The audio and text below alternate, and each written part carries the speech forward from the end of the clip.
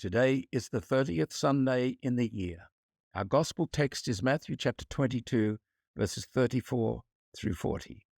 Jesus gives us the two great commandments: love God and love your neighbor as you love yourself. The context seems to be a question which Jesus responds to. Simple enough, except that Matthew says the question is asked to test him. Clearly, there's another agenda happening here.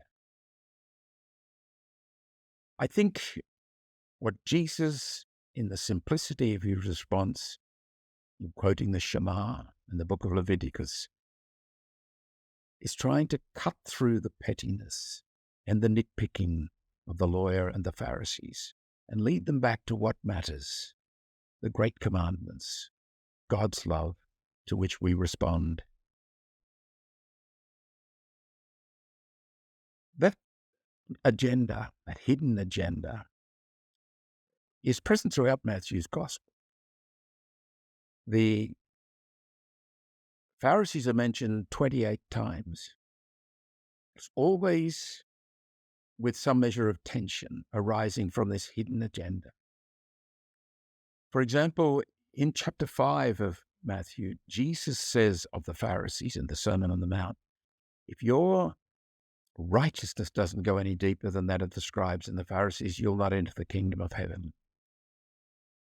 On the other hand, for example, the Pharisees say of Jesus, it's by the devil that he casts out devils. In other words, this man is possessed. He's not of God. Now, any reasonable reading of the relationship between Jesus and the Pharisees would say it's complex. We need to look at the context. We need to think about it. It's not simple. We might wonder, for example, about the lawyer. I'd like to reflect on this man. I haven't given up on him. We can ask some questions about him as he sits there or as he stands there. What's he feeling? What motivates him? What does he think he's doing when he asks this question? Perhaps more importantly, what happens to him after he's encountered Jesus in this moment, in which Jesus has quietly, firmly, gently said, go and think about what matters most. Love the Lord your God with all your mind, all your heart. And that, incidentally, is a quotation from the Shema, the prayer that every faithful Jew says morning, noon, and evening. It's the great mnemonic that they never forget the covenant. They never forget the love of God.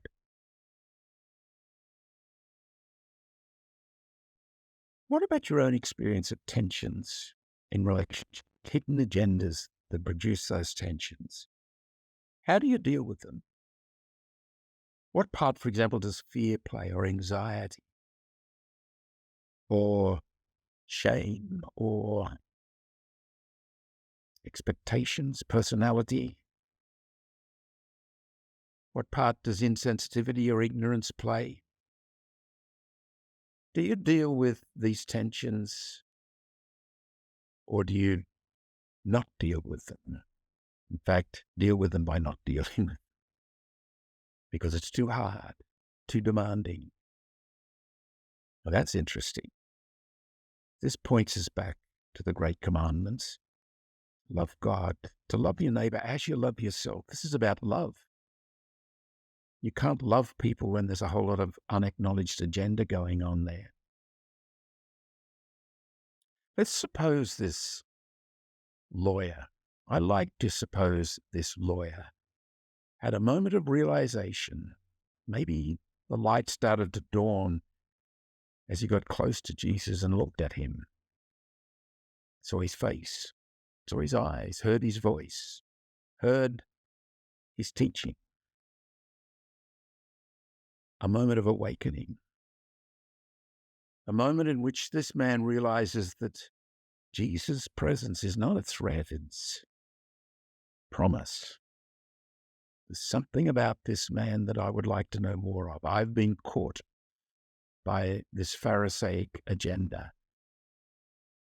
Now, what's likely to be his reaction or his response in this moment of light, when he's enlightened, when he realizes? Obviously, we would all say, go with the light. Go where it takes you. Don't deny it. Do what must be done. So there's a choice. What must I do? If he's got the courage, and it might take a lot of courage, to see through his shame, his embarrassment, his confusion, his humiliation, and go and take this up with the man he's tried to humiliate and shame, the prospects are good. Prospects are outstanding, in fact. He might find there's a lot more to this man Jesus than he'd been told. Might even find himself becoming a disciple. Which leads us full circle.